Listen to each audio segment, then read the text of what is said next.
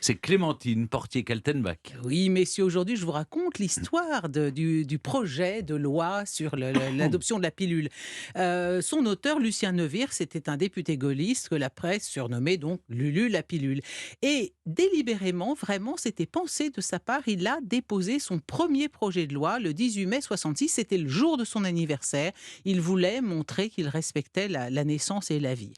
Ce qui est extraordinaire, c'est que quand on regarde cette histoire du projet de loi sur la pilule, eh bien, on constate qu'une loi de 1920, donc il y avait quand même Mmh. 40 ans d'âge à ce moment-là, interdisait non seulement toute contraception, mais interdisait également toute information sur les contraceptifs.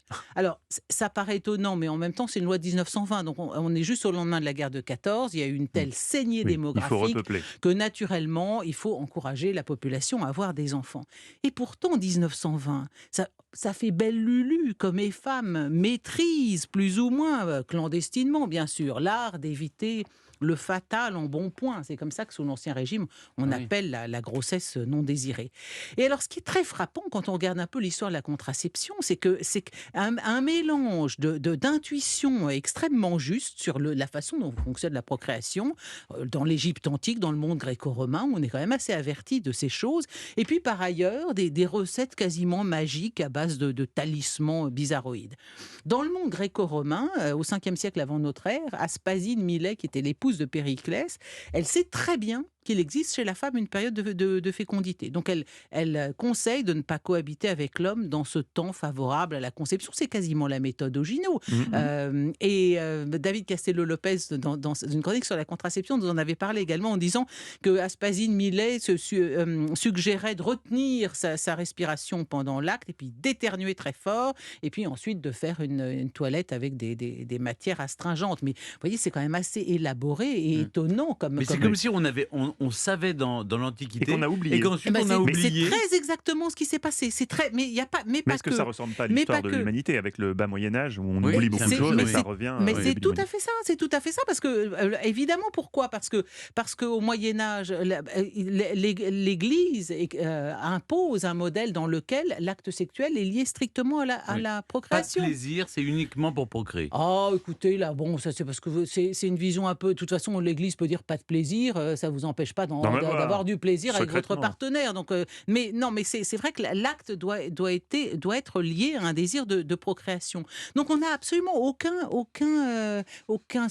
signe, aucun document aucun témoignage sur les méthodes contraceptives au Moyen Âge, parce que c'était interdit, Mmh. c'était prohibé par l'Église. Vous étiez censé vous confesser, donc vous alliez pas dire là, alors là, j'ai fait comme Aspasie de Milet, parce J'ai que vous voyez, éternué. j'ai éternué Mon parce que je père. voulais pas d'enfant. Mais pareil, si vous voulez, quand on voit les méthodes contraceptives dans l'Antiquité, Dioscoride de Cilicie, lui parle déjà de stérilisants passagers à base de décoction de feuilles de saule ou de racines, et puis des potions qui ont un effet stérilisant définitif. Mais surtout, là, ce qui m'a le plus sidéré, c'est, est-ce que vous savez ce que c'est qu'un pesser?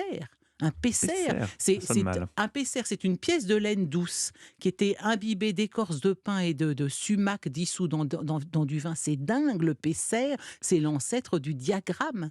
Et on l'utilise déjà à Du Rome sous diagramme? Adrien ou Trajan. Pardon, je vous sens Oui, pensif, oui, j'ai mais du mal à le c'est quand concevoir. même, c'est extraordinaire. Expliquez un Alors, peu ce qu'est le diagramme. c'est une sorte de pièce en... Oh, écoutez, franchement, c'est une espèce d'objet en plastique, en caoutchouc, non, ça doit être du caoutchouc, du latex, qui forme une sorte de Un barrage pour ne... stérilet? Non, non, pas du tout, pas du tout, non, non, pas du tout. Bon, écoutez, messieurs, Mais là, pourquoi pas du tout? retournez aller faire votre éducation sexuelle avec votre prof de sciences nat en 6e. Mais nous, Apparemment, vous avec avez... Stéphane, on éternue et Vous ça avez, marche. vous avez loupé une étape. Non, Mais mais là, on vous n'a avez- jamais vu si- de diagramme, pardon, Bah, écoutez, madame. c'est pour ça que vous êtes né, hein, cher monsieur, sans doute. Bon. Alors, en tout cas, non, mais ce que je Est-ce veux... qu'on a été désiré? Je ne sais pas. Non, vous savez, moi, mon père, on était 4 enfants, mon père nous présentait toujours accident numéro 1, accident numéro 2, c'était très aimable. Ça donne confiance en soi. Oui. Ah, tout à fait. Alors, écoutez, en tout cas, non, ce qu'il faut retenir, c'est que, voyez, au XIIe siècle, l'ouvrage le plus consulté par tout le monde, c'est Avicenne.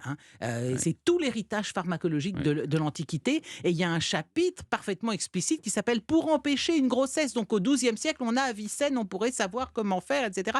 D'autant qu'il préconise une méthode que vous aimez beaucoup, Mathieu, qui est l'excrément d'éléphant. La bonne vieille méthode égyptienne, ça vous avait plu, ça. Bon, mais et même quand on passe au préservatif en boyau au 18e, on crie à la nouveauté, mais rien du tout. Minos, le roi de Crète, utilisait déjà la même chose en boyau de chèvre en 1500 avant Jésus-Christ. Donc vous voyez, et d'ailleurs le préservatif, dans les débuts, les hommes n'aiment pas ça. Casanova explique que c'est un morceau de peau inutile pour montrer qu'on est parfaitement un morceau de peau morte.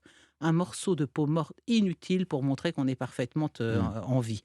Voilà, mais on a oublié de parler de Lucien Neuwirth quand même. Ah ben non, mais on s'en fiche de Lucien Neuwirth. Ça, c'est pour dire que si vous voulez, en 67, quand est adoptée la loi qui rend la pilule, qui autorise la pilule, eh bien, on utilisait déjà 2000 ans avant des PCR au pain d'élan, un diagramme et des préservatifs en boyau de bouc. Et nous, depuis 1920, on n'avait même plus le droit de faire une information sur la progression. Ce que je veux dire, c'est que évoquer la modernité en matière de sexualité, c'est une vue de l'esprit. C'est ça que nous indique cette loi Neuwirth. Et c'est exactement ce que vous disiez sur le Moyen-Âge. Clémentine, si je peux me permettre, j'ai un SMS de ma mère qui vous adore, vous le savez. Elle précise, note à Clémentine, si je t'ai eu, donc toi, mon fils, c'est parce que le diaphragme a cassé et non pas le diagramme. C'est pour ça qu'on était un peu confus avec le diaphragme. Excusez-moi, madame. Excusez-moi, madame Noël. Oui, j'étais un petit peu fatiguée. J'ai dit diagramme. Mais c'est pas diagramme. Non, diaphragme. Excusez-moi, vous auriez pu me reprendre tout de suite. Mais non, mais on n'osait pas. Oui, on s'est dit que c'est peut-être un terme technique. C'est comme je si suis votre référent, c'est ça. Alors, madame, votre mère, en tout cas, c'est ce que c'est. En tout cas, merci Clémentine. Et de toute façon, vous allez vous rattraper pendant le quiz.